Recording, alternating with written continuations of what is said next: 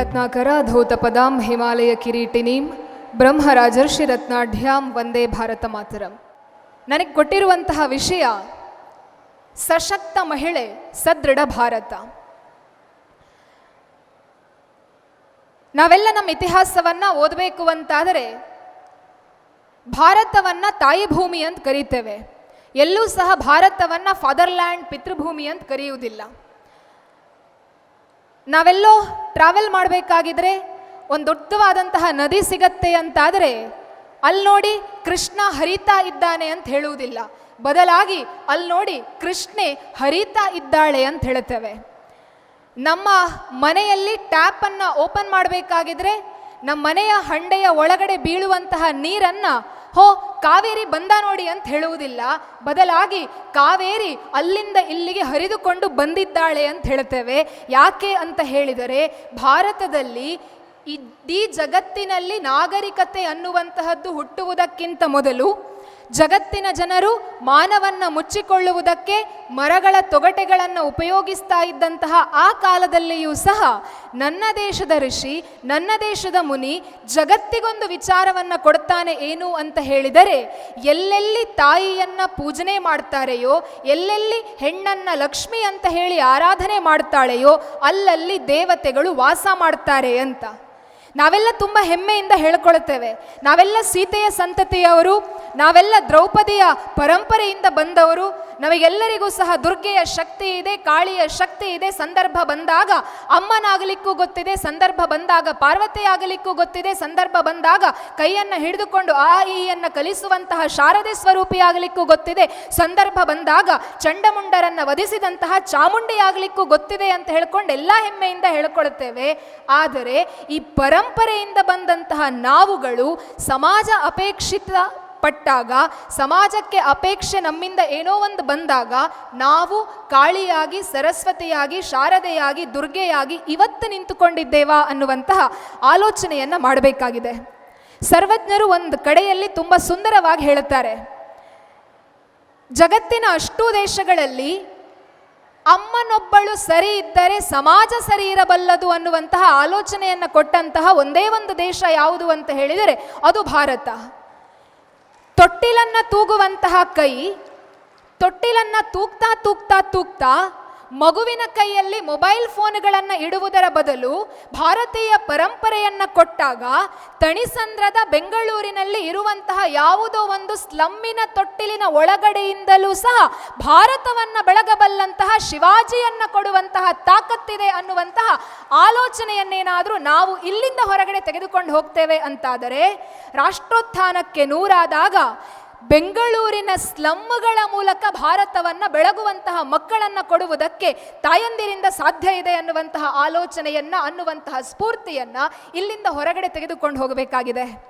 ಸರ್ವಜ್ಞರು ತುಂಬ ಸುಂದರವಾಗಿ ಹೇಳುತ್ತಾರೆ, ಒಬ್ಬ ಶಿಶು ಸಮರ್ಥವಾದಂತಹ ವ್ಯಕ್ತಿ ಆಗಬೇಕು ಅಂತಾದರೆ, ಸಾಮಾನ್ಯನಾದಂತಹ ವ್ಯಕ್ತಿಯೊಬ್ಬ ಅಸಾಮಾನ್ಯನಾಗಿ ಬದಲಾಗಬೇಕು ಅಂತಾದರೆ, ಸಾಮಾನ್ಯನಾದಂತಹ ನರ ನಾರಾಯಣತ್ವಕ್ಕೆ ಏರಬೇಕು ಅಂತಾದರೆ, ಸಾಮಾನ್ಯನಾದಂತಹ ಮನುಷ್ಯ ಮಾಧವತ್ವಕ್ಕೆ ಏರಬೇಕು ಅಂತ ಆದರೆ ಸರಿಯಾಗಿ ಇರಬೇಕಾದದ್ದು 3 ಜನ.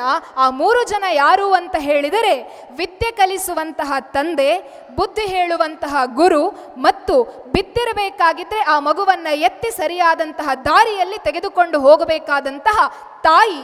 ಈ 3 ಜನ ಸರಿ ಇದ್ದಾಗ ಶಿಶುವೊಂದು ಸಾಮಾನ್ಯನಾಗಿದ್ದವನು ಅಸಾಮಾನ್ಯನಾಗಿ ಬದುಕಲಿಕ್ಕೆ ಸಾಧ್ಯ ಇದೆ ಅಂತ ಹೇಳಿಕೊಂಡು ಇವತ್ತು ನಾವು ಆಲೋಚನೆ ಮಾಡಬೇಕಾಗಿದೆ. ನಮ್ಮ ಮನೆಯ ಮಗು ಬಿದ್ದಾಗ ಆ ಮಗುವನ್ನು ಎತ್ತಿ ಆ ಮಗುವಿನ ಕೈಕಾಲಿನಿಂದ ಒಸರ್ತಾ ಇರುವಂತಹ ರಕ್ತವನ್ನು ಒರೆಸಿ ಆ ಮಗುವನ್ನು ಸರಿಯಾದಂತಹ ದಾರಿಯಲ್ಲಿ ತೆಗೆದುಕೊಂಡು ಹೋಗುವಂತಹ ತಾಯಿ ನಾನಾಗಿದ್ದೇನಾ ಅನ್ನುವಂತಹ ಒಂದು ಪ್ರಶ್ನೆಯನ್ನು ಹಾಕಿದರೆ ಸಾಕು, ಭಾರತ ನಮ್ಮ ಮನೆಯ ತೊಟ್ಟಿಲಿನಿಂದ ಬದಲಾಗಲಿಕ್ಕೆ ಸಾಧ್ಯ ಇದೆ. ಮಹಾರಾಷ್ಟ್ರದ ಮೂಲೆಯಲ್ಲಿದ್ದಂತಹ ಒಬ್ಬ ತಾಯಿ ಮಗುವಿಗೆ ತುತ್ತನ್ನು ಉಣಿಸಬೇಕಾಗಿದ್ರೆ ಮಗು ಹತ್ರ ಕೇಳ್ತಾಳಂತೆ, ಮಗು ನಿನಗೇನೆಲ್ಲ ಆಲೋಚನೆಗಳಿದೆ ಅಂತ. ಆಗ ಆ ಹುಡುಗ ಕೇಳ್ತಾನಂತೆ, ಅಮ್ಮ ತೊಟ್ಟಿಲನ್ನು ತೂಗಬೇಕಾಗಿದ್ರೆ ನನಗಾಗಿ ನೀನು ಬಹಳ ಕಷ್ಟ ಅನುಭವಿಸಿದ್ದಿ, ನಾನು ನನ್ನ ಆಸೆಯನ್ನ ನಿನ್ನ ಬಳಿ ಹೇಳಿಕೊಳ್ಳುವುದರ ಬದಲು ನಿನ್ನ ಆಸೆಯನ್ನ ಏನಿದೆ ಅದು ಹೇಳಿಕೋ, ನಾನು ಅದನ್ನು ನೆರವೇರಿಸ್ತೇನೆ ಅಂತ. ಆ ತಾಯಿ ಹೇಳ್ತಾಳೆ, ಹೇಳಬಹುದಾಗಿತ್ತು, ಮಗು ಚಿನ್ನ ಬೇಕು.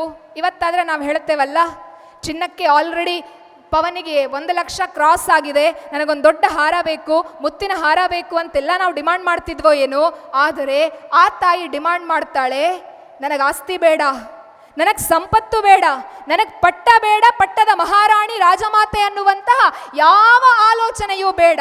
ನನಗಿರುವಂತಹ ಒಂದು ಕನಸೇನು ಅಂತ ಹೇಳಿದರೆ, ನನ್ನ ಹೃದಯ ತನ್ನ ಲುಬ್ ಡುಬ್ ಅನ್ನು ನಿಲ್ಲಿಸುವುದಕ್ಕಿಂತ ಮೊದಲು, ನಾನು ನನ್ನ ಉಸಿರನ್ನು ಕೊನೆಗೊಳಿಸುವುದಕ್ಕಿಂತ ಮೊದಲು, ನಾನು ತನ್ನ ಕಣ್ಣನ್ನು ಮುಚ್ಚುವುದಕ್ಕಿಂತ ಮೊದಲು ಭಾರತದಲ್ಲಿ, ಮಹಾರಾಷ್ಟ್ರದಲ್ಲಿ ಅಷ್ಟು ಕೋಟೆಗಳ ಮೇಲೆ ಯಾವೆಲ್ಲ ಹಸಿರು ಧ್ವಜ ಹಾರಾಡ್ತಾ ಇದೆಯೋ ಆ ಎಲ್ಲ ಧ್ವಜಗಳನ್ನು ಕೆಳಗಿಳಿಸಿ ಭಾರತದ ಅಸ್ಮಿತೆಯ ಸಂಕೇತವಾಗಿರುವಂತಹ ಭಗವಾವನ್ನು ನೀನು ಹಾರಿಸಬೇಕು, ಆ ಭಗವಾ ಧ್ವಜ ಹಾರಾಡುವುದನ್ನು ನಾನು ನೋಡಬೇಕು ಅನ್ನುವಂತಹ ಕನಸನ್ನು ಒಬ್ಬ ಅಮ್ಮ ಮಗುವಿನಲ್ಲಿ ಬಿತ್ತುತ್ತಾಳೆ.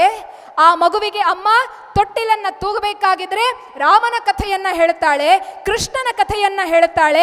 ಯಾವ ರೀತಿಯಲ್ಲಿ ಧರ್ಮ ಸಂಸ್ಥಾಪನೆಗಾಗಿ ಕೃಷ್ಣ ಮತ್ತೆ ಮತ್ತೆ ಮತ್ತೆ ಮತ್ತೆ ಹುಟ್ಟಿ ಬರ್ತೇನೆ ಅನ್ನುವಂತಹ ಕಲ್ಪನೆಯನ್ನು ಕೊಟ್ಟಿದ್ದಾನೋ ಆ ಕಲ್ಪನೆಯನ್ನು ಅಮ್ಮ ಮಗುವಿಗೆ ಕೊಡ್ತಾಳೆ. ಮಗುವಿನಲ್ಲಿ ಪ್ರತಿನಿತ್ಯ ಹೇಳ್ತಾಳೆ, ಮಗು ಕೃಷ್ಣ ಎಲ್ಲೋ ಗೊಲ್ಲರ ಮನೆಯಲ್ಲಿ ಕೊಳಲನ್ನು ಹಿಡಿದುಕೊಂಡು ಬರುವುದಿಲ್ಲ, ಮಗು ಕೃಷ್ಣ ಎಲ್ಲೋ ಒಂದು ಕಡೆಯಲ್ಲಿ ನವಿಲುಗರಿಯನ್ನು ತಲೆಯ ಮೇಲೆ ಇಟ್ಟುಕೊಂಡು ಆಟ ಆಡಿಕೊಂಡು ಬರುವುದಿಲ್ಲ, ಕೃಷ್ಣ ಎಲ್ಲೆಲ್ಲಿ ಹುಟ್ಟಬೇಕು ಅಂತ ಹೇಳಿದರೆ ಕೃಷ್ಣ ಭಾರತದ ಪ್ರತಿಯೊಂದು ಮನೆಯಲ್ಲೂ ಹುಟ್ಟಬೇಕು ಅನ್ನುವಂತಹ ಕಲ್ಪನೆಯನ್ನ ಅಮ್ಮ ಪ್ರತಿನಿತ್ಯ ಕೊಡ್ತಾಳೆ.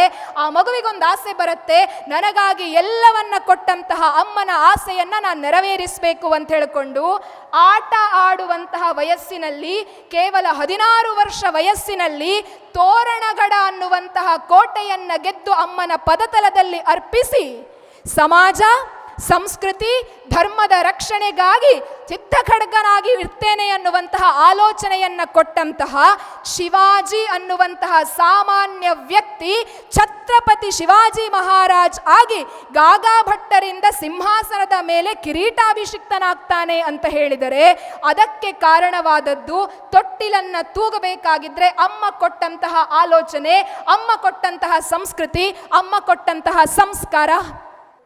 ಇವತ್ತು ಅಮ್ಮ ನಾವು ಎಲ್ಲೇ ಇರಲಿ, ಸೆಗಣಿ ನೆಲದಲ್ಲೇ ಇರಲಿ ಅಥವಾ ಮೊಸೈಕ್ ನೆಲದಲ್ಲೇ ಮರ್ಕೊಂಡಿರಲಿ ಅಥವಾ ಕರ್ಲಾನ್ ಬೆಡ್ಡಲ್ಲಿ AC-ಯನ್ನು ಹಾಕ್ಕೊಂಡೇ ಮಲಗಿರಲಿ, ಅಮ್ಮ ಬೆಳಗ್ಗೆ ಎದ್ದು ಮಾಡುವಂತಹ ಮೊದಲ ಕೆಲಸ, ಅಮ್ಮ ಅಂತ ಹೇಳುವುದಿಲ್ಲ, ಮಾಡರ್ನ್ ಮಮ್ಮಿ ಮಾಡುವಂತಹ ಮೊದಲ ಕೆಲಸ, ಬೆಡ್ಡಲ್ಲಿ ನಿನ್ನೆ ರಾತ್ರಿಯಲ್ಲಿ ಇಟ್ಟಂತಹ ಮೊಬೈಲ್ ಎಲ್ಲಿ ಹೋಗಿದೆ, ಯಾರೆಲ್ಲ ಗುಡ್ ಮಾರ್ನಿಂಗ್ ಮೆಸೇಜ್ ಹಾಕಿದ್ದಾರೆ, ಯಾರಿಗೆಲ್ಲ ನಾನು ರಿಪ್ಲೈ ಕಳಿಸಬೇಕು ಅನ್ನುವಂತಹ ಆಲೋಚನೆ. ಸಂಸ್ಕಾರ ಬದಲಾಯಿತು. ಮನೆಯ ಒಳಗಡೆ ರಾಮ ಹುಟ್ಟುವುದರ ಬದಲು ರಾವಣ ಹುಟ್ಟಲಿಕ್ಕೆ ಆರಂಭ ಆಯಿತು. ನಮ್ಮಮ್ಮ ಎಂತಹ ಆಲೋಚನೆಯನ್ನು ಕೊಡ್ತಾ ಇದ್ಲಾಯಿತು. ಆಕೆ ಎಲ್ಲೇ ಇರಲಿ, ಆಕೆ ಮಧ್ಯಾಹ್ನದ ಹೊತ್ತಿನಲ್ಲಿ ಮಗುವಿಗೆ ಎಲೆಯಲ್ಲಿ ಅನ್ನವನ್ನು ಹಾಕಬೇಕಾಗಿದ್ರೆ ಅದು ಒಂದು ತುತ್ತು ಗಂಜಿ ಇರಲಿ, ಪಂಚಭಕ್ಷ್ಯ ಪರಮಾನ್ನವೇ ಇರಲಿ, ಆಕೆ ಆ ಅನ್ನದ ಎದುರುಗಡೆಯಲ್ಲಿ ಅದನ್ನ ನಾನು ದುಡಿದದ್ದು ಅನ್ನುವಂತಹ ಅಹಂಕಾರದಿಂದ ನೋಡ್ತಾ ಇರಲಿಲ್ಲ. ಅನ್ನಪೂರ್ಣೆ ಸದಾಪೂರ್ಣೆ ಶಂಕರ ಪ್ರಾಣವಲ್ಲಭೆ ಜ್ಞಾನ ವೈರಾಗ್ಯ ಸಿದ್ಧಾರ್ಥಂ ಭಿಕ್ಷಾಂ ದೇಹಿ ಚ ಪಾರ್ವತಿ, ನಾನೇ ದುಡಿದದ್ದು, ಭಿಕ್ಷೆ ಅಲ್ಲ, ಆದರೂ ಸಹ ಆ ಅನ್ನ ನೀನು ಕೊಟ್ಟಂತಹ ಭಿಕ್ಷೆ ಅಂತ ಹೇಳಿಕೊಂಡು ದೇವರಿಗೆ ಸಮರ್ಪಣೆ ಮಾಡಿಕೊಂಡು ಆಲೋಚನೆಯನ್ನ ಮಾಡಿಕೊಂಡು ಮಕ್ಕಳಿಗೆ ತುತ್ತನ್ನು ಉಣ್ಣಿಸ್ತಾ ಇದ್ಲಾಯಿತು. ಆ ಅನ್ನ ನೈವೇದ್ಯವಾಗ್ತಾ ಇತ್ತು. ಇವತ್ತು ಎಲ್ಲೇ ಇರಲಿ, ಮೊಬೈಲ್ನಲ್ಲಿ ಆನ್ಲೈನ್ ಅಪ್ಲಿಕೇಶನನ್ನು ಓಪನ್ ಮಾಡಿದರೆ ಸ್ವಿಗ್ಗಿ ಝೊಮ್ಯಾಟೋಗಳು ಬರುತ್ತೆ, ಬೇಕಾದನ್ನೆಲ್ಲ ನಾವು ಆರ್ಡರ್ ಮಾಡಬಹುದು. ಅನ್ನಪೂರ್ಣೆ ಸದಾಪೂರ್ಣೆಯನ್ನೆಲ್ಲ ಗೇಟಿನ ಆಚೆಗೆ ಹಾಕ್ಕೊಂಡು ಏನೇನೋ ತಿಂತೇವೆ. 80 ವರ್ಷ ಆಗಬೇಕಾಗಿದ್ರೆ ಗಟ್ಟಿಮುಟ್ಟಾಗಿ ಇರುವಂತಹ ನಮ್ಮ ಮನೆಗಳ ಅಜ್ಜಿಯ ಮೊಮ್ಮಕ್ಕಳು 10 ವರ್ಷ ಆಗಬೇಕಾಗಿದ್ರೆ 15 ವರ್ಷ ಆಗಬೇಕಾಗಿದ್ರೆ 3ನೇ ಫ್ಲೋರಿಗೆ ಹೋಗಲಿಕ್ಕೆ ಲಿಫ್ಟ್ ಬೇಕು ಅಂತ ಕೇಳ್ತೇವೆ. ಸಂಸ್ಕಾರಗಳು ಬದಲಾದಾಗ ಆಲೋಚನೆಗಳು ಬದಲಾಯಿತು. ನಮ್ಮ ಹಿರಿಯರು ಸಾಯಂಕಾಲ 7 ಗಂಟೆ ಆಗಬೇಕಾಗಿದ್ರೆ ಅತ್ಯಂತ ಶ್ರೇಷ್ಠವಾದಂತಹ ಮುಹೂರ್ತ 5 ರಿಂದ 7 ಗಂಟೆವರೆಗೆ ಗೋವುಗಳು ಮನೆಯ ಒಳಗಡೆ ಬರುವಂತಹ ಗೋಧೂಳಿ ಲಗ್ನ ಅಂತ ಹೇಳ್ತಿದ್ವಿ, ಗೋಧೂಳಿ ಟೈಮ್ ಅಂತ ಹೇಳ್ತಾ ಇದ್ವಿ. ಅಮ್ಮ ಏನು ಮಾಡ್ತಾ ಇದ್ಲಾಯಿತು, ಸಾಯಂಕಾಲ ಎಲ್ಲ ಮಕ್ಕಳನ್ನು ಆ ಹೊತ್ತಿನಲ್ಲಿ ಮನೆಯ ಒಳಗಡೆ ಕುಳ್ಳಿರಿಸಿಕೊಂಡು ಸೆಗಣಿಯನ್ನ ಹಾಕಿದಂತಹ ತುಳಸಿ ಕಟ್ಟೆಯ ಎದುರುಗಡೆಯಲ್ಲಿ ನಿಲ್ಲಿಸಿಕೊಂಡು ತುಳಸಿಗೊಂದು ಅರ್ಚನೆಯನ್ನ ಮಾಡ್ತಾ ಇದ್ಲಾಯಿತು. ದೀಪ ಹಾಕುವುದಕ್ಕೆ, ಎಣ್ಣೆಯನ್ನು ಹಾಕುವುದಕ್ಕೆ ಹಣ ಇಲ್ದಿದ್ರೇನಾಯಿತು, ಒಂದು ಕಡ್ಡಿಯನ್ನು ಅದರ ಎದುರುಗಡೆಯಲ್ಲಿ ಉರಿಸಿಕೊಂಡು ದೇವರು ಅನ್ನುವಂತಹ ಕಲ್ಪನೆಯನ್ನ ಅಮ್ಮ ಕೊಡ್ತಾ ಇದ್ಲಾಯಿತು. ಅಲ್ಲಿಂದ ಮಗುವನ್ನ ಒಳಗಡೆ ತೆಗೆದುಕೊಂಡು ಹೋಗಿ ಗಜಮುಖನೇ ಗಣಪತಿಯೇ ನಿನಗೆ ವಂದನೆ, ಸಂಸ್ಕೃತದ ದೊಡ್ಡ ದೊಡ್ಡ ಶ್ಲೋಕ ಹೇಳಲಿಕ್ಕೆ ಉಚ್ಚಾರ ಬರದೇ ಇದ್ರೂ ತೊಂದರೆ ಇಲ್ಲ, ಭಗವನ್ನಾಮ ಸಂಕೀರ್ತನೆಯನ್ನ ಭಜನೆಯ ಮೂಲಕ ಮಗುವಿಗೆ ಕೊಡ್ತಾ ಇದ್ಲಾಯ್ತು. ಅಮ್ಮ ಬದಲಾದ್ಲು, ಮಾಡರ್ನ್ ಮಮ್ಮಿ ಆದ್ಲು. 5 ಗಂಟೆಗೆ ಟಿವಿ ಸ್ವಿಚ್ ಆನ್ ಆಯಿತು. ಅತ್ತೆ ಸೊಸೆಗೆ ಯಾವ ರೀತಿಯಲ್ಲಿ ಕಿರುಕುಳ ಕೊಡುವಂಥದ್ದು, ಸೊಸೆ ಅತ್ತೆಯನ್ನ ಯಾವ ರೀತಿಯಲ್ಲಿ ಬೈಬಹುದು, ಗಂಡ ಎಷ್ಟು ಜನ ಹೆಣ್ಮಕ್ಳನ್ನ ಇಟ್ಕೊಳ್ಬಹುದು, ಒಬ್ಬ ಹೆಂಡತಿಗೆ ಎಷ್ಟು ಜನ ಗಂಡಂದಿರು ಇರಬಹುದು ಅನ್ನುವಂತಹ ಕಲ್ಪನೆಗಳು ಒಳಗಡೆ ಬಂತು. ಆಲೋಚನೆ ಮಾಡಿ, ಈ ಆಲೋಚನೆಯಿಂದಲೇ ಸಾಯಂಕಾಲ 7 ಗಂಟೆಯ ಹೊತ್ತಿಗೆ ರಿಯಾಲಿಟಿ ಶೋಗಳಲ್ಲಿ ಸಣ್ಣ ಸಣ್ಣ ಮಕ್ಕಳನ್ನ ಇಟ್ಟುಕೊಂಡು ಅಸಭ್ಯವಾಗಿ ಮಾತನಾಡುವುದನ್ನು ನಾವು ಎಂಜಾಯ್ ಮಾಡ್ತಾ ಇದ್ದೇವೆ. ಸಣ್ಣ ಸಣ್ಣ ಮಕ್ಕಳು ರಿಯಾಲಿಟಿ ಶೋಗಳಿಗೆ ಬಂದಾಗ ಆ ಸಣ್ಣ ಹುಡುಗ ಮತ್ತು ಹುಡುಗಿಯನ್ನ ಇಟ್ಟುಕೊಂಡು ಅಶ್ಲೀಲವಾದಂತಹ ಕಲ್ಪನೆಗಳನ್ನ ಯಾರ್ಯಾರೋ ಹೇಳಬೇಕಾಗಿದ್ರೆ ಮನೆಯಲ್ಲಿ ಕೂತಂತಹ ಅಪ್ಪ ಅಮ್ಮ ಎಂಜಾಯ್ ಮಾಡ್ತೇವೆ.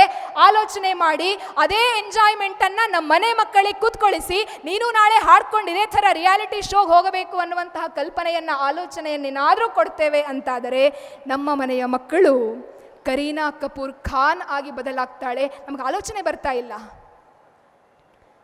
ಮನೆಯಲ್ಲಿ ಕೊಡುವಂತಹ ಸಂಸ್ಕಾರ, ಮನೆಯಲ್ಲಿ ಕೊಡುವಂತಹ ಸಂಸ್ಕೃತಿ ಅದು ಸರಿ ಇದ್ದಾಗ ಮಾತ್ರ ಭಾರತ ಸರಿ ಇರುವುದಕ್ಕೆ ಸಾಧ್ಯ ಇದೆ. ಯಾಕೆ ಅಂತ ಹೇಳಿದರೆ ಸ್ವಾಮಿ ವಿವೇಕಾನಂದರು ಹೇಳುತ್ತಾರೆ, ನಿಮಗೆ ಮಾವಿನ ಹಣ್ಣು ಬೇಕು ಅಂತಾದರೆ ಮಾವಿನ ಗೊರಟನ್ನೇ, ಮಾವಿನ ಬೀಜವನ್ನೇ ನೀವು ಬಿತ್ತಬೇಕು. ನಾವು ಬೇವಿನ ಬೀಜವನ್ನು ಬಿತ್ತಿ ನನಗೆ ಮಾವು ಬೇಕು ಅಂತ ಹೇಳಿದರೆ ಸಾಧ್ಯ ಇಲ್ಲ. ಗರ್ಭದಲ್ಲಿ ಶಿಶು ಇರಬೇಕಾಗಿದ್ರೆ ಅದಕ್ಕೆ ಬೇಡದೇ ಇದ್ದಂತಹ ಸಂಸ್ಕಾರಗಳನ್ನೇ ಕೊಡ್ತಾ ಕೊಡ್ತಾ ಕೊಡ್ತಾ 21 ವರ್ಷ ವಯಸ್ಸಾಗಬೇಕಾಗಿದ್ರೆ ನನ್ನ ಮನೆಯ ಮಗ ರಾಮ ಆಗಬೇಕು ಅಂತ ಹೇಳಿದ್ರೆ ಸಾಧ್ಯವೇ ಇಲ್ಲ. ಕೊಡುವಂತಹ ಸಂಸ್ಕಾರ ಸರಿ ಇದ್ದಾಗ ಒಬ್ಬ ಅಮ್ಮನಿಂದ ಸಮಾಜದ ನಿರ್ಮಾಣವನ್ನ ಮಾಡ್ಲಿಕ್ಕೆ ಸಾಧ್ಯ ಇದೆ. ಎಂತಹ ಅದ್ಭುತವಾದಂತಹ ತಾಯಂದಿರು ಭಾರತದಲ್ಲಿದ್ರು. ನಾನು 1-2 ಕಥೆಯನ್ನ ಹೇಳಿ ನನ್ನ ಮಾತನ್ನ ಮುಗಿಸ್ತೇನೆ. ಎಷ್ಟು ಅದ್ಭುತವಾದಂತಹ ತಾಯಂದಿರು ಭಾರತದಲ್ಲಿದ್ರಾಯ್ತು. ಇವತ್ತು ನಮ್ಮ ಮನೆ ಮಕ್ಕಳಿಗೆ ಒಂದು ಸಣ್ಣ ಗಾಯ ಆಗಬೇಕಾಗಿದ್ರೆ ಮಗುವಿಗೆ ಎಲ್ಲಿ ಸೂಪರ್ ಸ್ಪೆಷಾಲಿಟಿ ಹಾಸ್ಪಿಟಲ್ ಇದೆ ಅಂತ ಹೇಳ್ಕೊಂಡು ಆಲೋಚನೆ ಮಾಡ್ತೇವೆ. ಈ ದೇಶದಲ್ಲಿ ಸ್ವಾತಂತ್ರ್ಯ ಹೋರಾಟದ ಸಂದರ್ಭದಲ್ಲಿ ಒಬ್ಬ ಮಗ ದೇಶಕ್ಕಾಗಿ ದರೋಡೆಯನ್ನ ಮಾಡಿ ಜೈಲಿನ ಒಳಗಡೆ ಹೋಗಿ ಕೂತ್ಕೊಳ್ತಾನೆ. ಆ ಮಗನಿಗೆ ಗಲ್ಲು ಶಿಕ್ಷೆಯಾಗ್ತದೆ. ಆ ಮಗನನ್ನ ನೋಡಬೇಕು ಅಂತ ಹೇಳ್ಕೊಂಡು ತಾಯಿ ಹೊರಗಡೆ ಬರ್ತಾಳೆ. ಮಗ ಜೈಲಿನ ಒಳಗಡೆ ಇದ್ದಾನೆ, ಅಮ್ಮ ಜೈಲಿನ ಹೊರಗಡೆ ಇದ್ದಾರೆ. ಇಬ್ಬರ ನಡುವೆ ಇರುವಂತಹದ್ದು ಕೇವಲ ಕಂಬಿಗಳು ಮಾತ್ರ. ನಾಳೆ ದಿವಸ ಸಾಯ್ಲಿಕ್ಕೆ ಹೊರಟಂತಹ ಮಗನನ್ನ ಅಮ್ಮ ಬಂದು ನೋಡ್ತಾಳೆ. ಭಾರತದ ಸಂಸ್ಕೃತಿ ಎಂತಹದ್ದು, ಪ್ರತಿಯೊಬ್ಬ ಅಪ್ಪ ಅಮ್ಮನಿಗೆ ಎಷ್ಟೇ ಜನ ಹೆಣ್ಣು ಮಕ್ಕಳಾದರೂ ಸಹ ಇರುವಂತಹ ಒಂದು ಕನಸೇನು ಅಂತ ಹೇಳಿದ್ರೆ ತಾನು ಸಾಯಬೇಕಾಗಿದ್ರೆ ಚಿತೆಗೆ ಕೊಳ್ಳಿಯನ್ನ ಇಡುವುದಕ್ಕೆ ಒಬ್ಬ ಗಂಡು ಮಗ ಬೇಕು ಅಂತ. ಆ ತಾಯಿ ತನ್ನ ಚಿತೆಗೆ ಕೊಳ್ಳಿಯನ್ನ ಇಡಬೇಕಾದಂತಹ ಆ ಮಗ ನಾಳೆ ದಿವಸ ಸಾಯ್ಲಿಕ್ಕಿದ್ದಾನೆ. ಅಂತಹ ಮಗನನ್ನ ನೋಡುವುದಕ್ಕಾಗಿ ಜೈಲಿಗೆ ಬರಬೇಕಾಗಿದ್ರೆ ಆ ಅಮ್ಮನನ್ನ ನೋಡ್ತಾ ನೋಡ್ತಾ ನೋಡ್ತಾ ಆ ಹುಡುಗ ಅಳ್ಳಿಕ್ಕೆ ಆರಂಭ ಮಾಡ್ತಾನಂತೆ. ಅದ್ಭುತವಾದಂತಹ ಅಮ್ಮ ಮಗ ಅಳಬೇಕಾಗಿದ್ರೆ, ಅಯ್ಯೋ ಮಗ ಅಳ್ತಾ ಇದ್ದೀಯಾ, ನೀನು ಸಾಯ್ತಾ ಇದ್ದೀಯಲ್ವಾ ಅಂತ ಒಂದೇ ಒಂದು ಮಾತನ್ನ ಹೇಳಲಿಲ್ಲ. ಅಯ್ಯೋ ಹೇಡಿಯಂತೆ ನೀನು ನಾಳೆ ಸಾಯ್ತಾ ಇದ್ದಿ ಅಂತ ಹೇಳಿಕೊಂಡು ಅಳುತ್ತಾ ಇದ್ದೀಯಲ್ವಾ, ನಿನ್ನಂತಹ ಹೇಡಿ ಮಗನಿಗೆ ನಾನು ಜನ್ಮ ಕೊಟ್ಟ ಅಂತ ಕೇಳ್ತಾಳಂತೆ. ಆಗ ಆ ಹುಡುಗ, ಆ ಯುವಕ ಹೇಳ್ತಾನೆ, ಅಮ್ಮ ನಾಳೆ ದಿನ ಸಾಯ್ತೇನೆ ಅಂತ ಹೇಳಿಕೊಂಡು ನಾನು ಅಳುತ್ತಾ ಇಲ್ಲ, ನನ್ನ ಕಣ್ಣಲ್ಲಿ ಕಣ್ಣೀರು ಬರ್ತಾ ಇದೆ. ಯಾಕೆ ಅಂತ ಹೇಳಿದರೆ, ಒಂದು ವೇಳೆ ಭಾರತದ ಪ್ರತಿಯೊಂದು ಮನೆಯಲ್ಲಿಯೂ ಸಹ ದೇಶಕ್ಕಾಗಿ ಸಮರ್ಪಣೆಯನ್ನ ಮಾಡುವಂತಹ ಮಗನನ್ನ ನಾನು ಕೊಡ್ತೇನೆ ಅನ್ನುವಂತಹ ನಿನ್ನಂತಹ ತಾಯಿ ಇತ್ತು ಅಂತಾದರೆ, ನಿನ್ನಂತಹ ತಾಯಿ ಇರ್ತಾಳೆ ಅಂತಾದರೆ ಭಾರತದಲ್ಲಿ ಬ್ರಿಟಿಷರು ಮಾತ್ರ ಅಲ್ಲ ಮೊಘಲರು ಬರ್ಲಿಕ್ಕೆ ಸಾಧ್ಯ ಆಗ್ತಾ ಇರಲಿಲ್ಲ. ನನಗೆ ಮುಂದಿನ ಒಂದು ಜನ್ಮ ಇದೆ ಅಂತಾದರೆ ನಿನ್ನದೇ ಪುಣ್ಯಗರ್ಭದಲ್ಲಿ ನಾನು ಹೊರಗಡೆ ಬರಬೇಕು ಅಂತ ಹೇಳಿಕೊಂಡು ನಾಳೆ ದಿವಸ ಸಾಯ್ತಾ ಇದ್ದೇನಲ್ಲ ಅನ್ನುವಂತಹ ಕಲ್ಪನೆಯಿಂದ ನಾನು ಅಳುತ್ತಾ ಇಲ್ಲ, ನಿನ್ನಂತಹ ಅಮ್ಮನನ್ನ ದೇಶಕ್ಕಾಗಿ ನಾನು ಬಿಟ್ಟು ಹೋಗ್ತಾ ಇದ್ದೇನೆ ಅನ್ನುವಂತಹ ಹೆಮ್ಮೆಯಿಂದ ಅಳುತ್ತಾ ಇದ್ದೇನೆ ಅಂತ ಹೇಳಿಕೊಂಡು ಮಾರನೇ ದಿವಸ ಆತನನ್ನ ಗಲ್ಲಿಗೇರಿಸ್ತಾರೆ. ಗಲ್ಲಿಗೇರಿಸಿದ ನಂತರದ ಕಥೆ ಇನ್ನೂ ಅದ್ಭುತವಾಗಿದೆ. ಸ್ವಾತಂತ್ರ್ಯ ಬಂತು. ಸ್ವಾತಂತ್ರ್ಯ ಬರಬೇಕಾಗಿದ್ರೆ ಆ ತಾಯಿ ಹಣ್ಣು ಮುದುಕಿಯಾಗಿರ್ತಾಳೆ. ಭಾರತಕ್ಕೆ ಸ್ವಾತಂತ್ರ್ಯ ಬಂತು ಅಂತ ಹೇಳಿ ಬೀದಿ ಬೀದಿಗಳಲ್ಲಿ ಘೋಷಣೆ ಆಗಬೇಕಾಗಿದ್ರೆ ಆ ತಾಯಿ ಪ್ರತಿ ಬೀದಿಯಲ್ಲಿ ಹೋಗ್ಕೊಂಡು ನಿಲ್ತಾಳಂತೆ. ನನ್ನ ಮಗ 25 ವರ್ಷ ವಯಸ್ಸಿಗೆ ದೇಶಕ್ಕಾಗಿ ಪ್ರಾಣವನ್ನ ಕೊಟ್ಟಿದ್ದಾನೆ, ನನ್ನ ಮಗನ ಹೆಸರನ್ನ ಹೇಳಿಕೊಂಡು ಯಾರಾದ್ರೂ ಜಯಕಾರವನ್ನ ಹಾಕ್ತಾರಾ ಅಂತ ಎಲ್ಲರೂ ಸೋಕಾಲ್ಡ್ ಸ್ವಾತಂತ್ರ್ಯ ಹೋರಾಟಗಾರರಿಗೆ ಜಯಕಾರವನ್ನ ಹಾಕ್ತಾ ಇರಬೇಕಾಗಿದ್ರೆ ಎಲ್ಲೂ ಕೂಡ ಆ ಹಣ್ಣು ತಾಯಿಗೆ ತನ್ನ ಮಗನ ಕುರಿತಾದಂತಹ ಜಯಕಾರ ಕೇಳಲೇ ಇಲ್ಲ ಅಂತೆ. ಅಮ್ಮ ನೇರವಾಗಿ ಮನೆಯೊಳಗಡೆ ಹೋಗ್ತಾಳೆ. ತನ್ನ ಮಗನದ್ದೊಂದು ಸುಂದರವಾದಂತಹ ಫೋಟೋ ಇರುತ್ತೆ. ಆ ಫೋಟೋವನ್ನು ಹೊರಗಡೆ ತರ್ತಾಳೆ. ತಾನು ಹುಟ್ಟಿದ್ದಂತಹ ಕಾಟನ್ ಸೀರೆಯಲ್ಲಿ ಆ ಫೋಟೋವನ್ನು ಕ್ಲೀನ್ ಮಾಡ್ತಾಳೆ. ಹಣ್ಣು ಹಣ್ಣು ಮುದುಕಿ ಬೀದಿ ಬೀದಿಗಳಲ್ಲಿ ಆ ಫೋಟೋವನ್ನು ತೋರಿಸಿಕೊಂಡು ಹೇಳ್ತಾಳಂತೆ, ಸೋ ಕಾಲ್ಡ್ ಸ್ವಾತಂತ್ರ್ಯ ಹೋರಾಟಗಾರರಿಂದಲಾಗಿ ಭಾರತಕ್ಕೆ ಸ್ವಾತಂತ್ರ್ಯ ಬಂದದ್ದಲ್ಲ, ನನ್ನಂತಹ ಅನೇಕ ತಾಯಂದಿರು ನಮ್ಮ ಗರ್ಭದಿಂದ ಬಂದಂತಹ ಅದೆಷ್ಟೋ ಪುತ್ರರನ್ನ ತಾಯಿ ಭಾರತಿಗಾಗಿ ಸಮರ್ಪಣೆ ಮಾಡಿದ ಕಾರಣದಿಂದಲಾಗಿ ಭಾರತಕ್ಕೆ ಸ್ವಾತಂತ್ರ್ಯ ಬಂತು. ನನಗೆ ತುಂಬಾ ಹೆಮ್ಮೆ ಇದೆ. ಮೇ ರಾಮ್ ಪ್ರಸಾದ್ ಬಿಸ್ಮಿಲ್ ಕಿ ಮಾಹು ಅಂತ ಹೇಳಿಕೊಂಡು ಆ ಅಜ್ಜಿ ಬೀದಿ ಬೀದಿಗಳಲ್ಲಿ ಹೇಳಬೇಕಾಗಿದ್ದರೆ ಭಾರತಕ್ಕೆ ಭಾರತವೇ ಅತ್ತು ಬಿಟ್ಟಿತ್ತು. ಇವತ್ತು ದೇಶಕ್ಕೆ ಬೇಕಾಗಿರುವಂತಹದ್ದು ಇಂತಹ ತಾಯಂದಿರು. ಆದರೆ ನಮಗೆ ಯಾರಿಗಾದರೂ ಈ ಪರಂಪರೆ ನೆನಪಿದೆಯಾ? ನಮಗೆಲ್ಲ ಐಶ್ವರ್ಯ ರೈ ಅಂತ ಹೇಳಬೇಕಾಗಿದ್ರೆ ನೆನಪಿಗೆ ಬರ್ತಾಳೆ. ನಮಗೆಲ್ಲ ರಶ್ಮಿಕಾ ಮಂದಣ್ಣ ಅಂತ ಹೇಳಬೇಕಾಗಿದ್ರೆ ನೆನಪಿಗೆ ಬರ್ತಾರೆ. ನಮಗೆಲ್ಲ ಫಿಲಮ್ ಹೀರೋಗಳನ್ನು ಸೀರಿಯಲ್ ಆಕ್ಟರ್ಗಳನ್ನು ಹೇಳಬೇಕಾಗಿದ್ರೆ ವಿಷ್ಣು ಸಹಸ್ರನಾಮಕ್ಕಿಂತ ಸುಲಭವಾಗಿ ಲಕ್ಷಾರ್ಚನೆಯನ್ನು ಮಾಡುವಷ್ಟು ಹೆಸರುಗಳು ನಮಗೆ ನೆನಪಿಗೆ ಬರುತ್ತೆ. ಆಲೋಚನೆ ಮಾಡಿ, ಇವತ್ತು ಇಲ್ಲಿ ಇಷ್ಟೊಂದು ಸಂಖ್ಯೆಯಲ್ಲಿ ನೀವು ಆರಾಮವಾಗಿ ಇದ್ದೇವೆ ಅಂತಾದರೆ ಅದಕ್ಕೆ ಕಾರಣ ದೇಶಕ್ಕಾಗಿ ಪ್ರಾಣವನ್ನು ತ್ಯಾಗ ಮಾಡಿದಂತಹ 20 ವರ್ಷ ವಯಸ್ಸಿಗೆ ಎಲ್ಲವನ್ನ ತ್ಯಜಿಸಿ ದೇಶ ದೇಶ ದೇಶ ದೇಶ ದೇಶ ನನ್ನದು ಅನ್ನುವಂತಹ ಕಲ್ಪನೆಯನ್ನು ಕೊಟ್ಟಂತಹ ಪ್ರೀತಿಲತಾ ವಾಡೇದಾರ್ ಎಷ್ಟು ಜನರಿಗೆ ನೆನಪಿದ್ದಾಳೆ? ಈ ದೇಶಕ್ಕಾಗಿ ಎಲ್ಲವನ್ನ ಸಮರ್ಪಣೆ ಮಾಡಿದಂತಹ ಅಬ್ಬಕ್ಕನ ಕಥೆಯನ್ನ, ಚೆನ್ನಮ್ಮನ ಕಥೆಯನ್ನ ತನ್ನ ಕಡೆಯ ಉಸಿರು ಇರುವವರೆಗೂ ಕೂಡ ಮೇರಿ ಝಾನ್ಸಿ ನಹಿ ದೂಂಗಿ ಅಂತ ಹೇಳಿ ಗರ್ಜನೆಯನ್ನ ಮಾಡಿದಂತಹ ರಾಣಿ ಲಕ್ಷ್ಮೀಬಾಯಿಯ ಕಥೆಯನ್ನ ನಾವು ಎಷ್ಟು ಜನ ನಮ್ಮ ಮನೆ ಮಕ್ಕಳಿಗೆ ತೊಟ್ಟಿಲನ್ನ ತೂಗಬೇಕಾಗಿದ್ರೆ ಹೇಳ್ತೇವೆ? ಆಲೋಚನೆ ಮಾಡಬೇಕಾಗಿದೆ.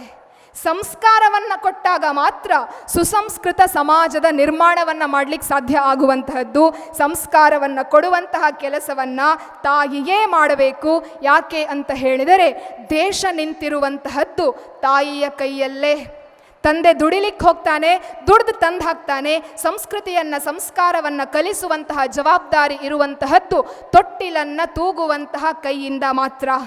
ಹಾಗಾಗಿ ಎಲ್ಲ ತಾಯಂದಿರಲ್ಲಿ ಮಾಡಿಕೊಳ್ಳುವಂತಹ ಒಂದು ವಿನಂತಿ ಏನು ಅಂತ ಹೇಳಿದರೆ, ಬಿತ್ತಿದಂತೆ ಬೆಳೆ ಸುಳ್ಳಲ್ಲ ಅಂತ ಹೇಳ್ತಾರೆ. ನಾವೇನನ್ನ ಬಿತ್ತುತ್ತೇವೆಯೋ ಅದೇ ಬೆಳೆಯಾಗಿ ಸಿಗ್ತದೆ. ಹಾಗಾಗಿ ನನಗೆ ನಿಮಗೆ ಪ್ರತಿಯೊಬ್ಬರಿಗೂ ಇರುವಂತಹ ಕನಸೇನಾಗಿರಬೇಕು ಅಂತ ಹೇಳಿದರೆ, ನಾಳೆ ನಮ್ಮ ಮನೆ ಮಕ್ಕಳು ಏನೇ ಆಗಲಿ, ಏನೇ ಸಾಧನೆಯನ್ನು ಮಾಡಲಿ, ದೇಶಕ್ಕೆ ದ್ರೋಹವನ್ನು ಬಗೆಯದಂತಹ ಮಗುವನ್ನು ನಾನು ನನ್ನ ಮನೆಯಿಂದ ಕೊಡಬೇಕು, ಅಂತಹ ಸಂಸ್ಕಾರವನ್ನು ನಾನು ಕೊಡಬೇಕು ಅನ್ನುವಂತಹ ಒಂದು ಆಲೋಚನೆ ನಮಗಿರಬೇಕು.